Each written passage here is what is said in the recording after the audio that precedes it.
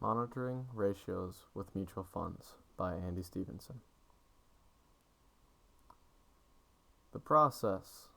I interviewed one of my mother's coworkers who is head of operations and a treasurer at the bank where she works.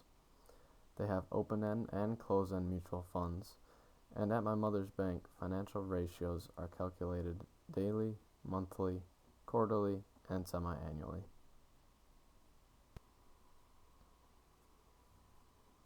Mutual funds. There are two main types of these mutual funds. There are open-end funds and close-end funds. Mutual fund companies send financial reports to their shareholders on a semi-annual basis.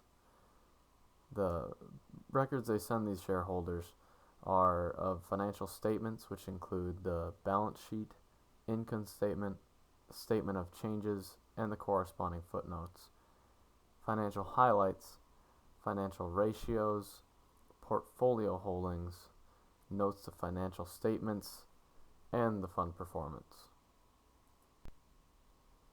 The common financial ratios that get used at my mother's bank are expense ratios, which represents the percentage of average net assets that were used to cover operating expenses during the period, portfolio turnover, which is calculated by taking either the total of new securities purchased or the amount of securities sold, whichever is less, over a particular period, divided by the total net asset value, or NAV.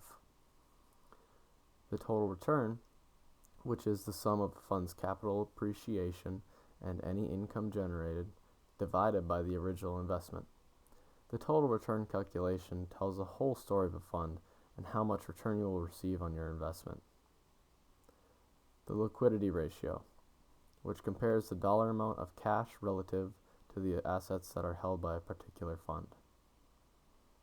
The net investment income ratio, which summarizes the income earned less expenses divided by the average net assets.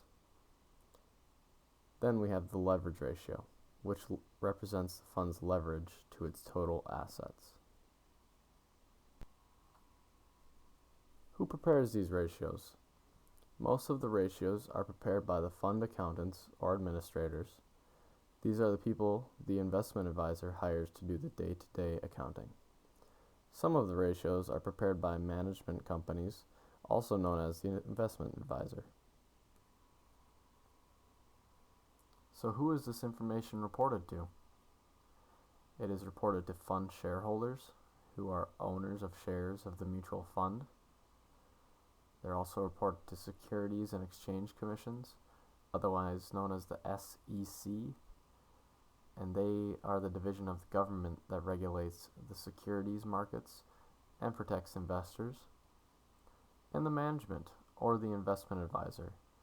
They're typically a firm that manages a fund's portfolio by making day-to-day decisions with the fund's securities according to its stated objectives. How do the recipients of the ratios use them? Management uses the ratios to ensure the funds are in compliance with stated rules and regulations. The shareholders use the ratios to better understand the fees and expenses of the funds they invest in, as well as how the funds are performing, among other things. And the SEC, which uses the ratios to help a shareholder make companions among funds as well as to monitor.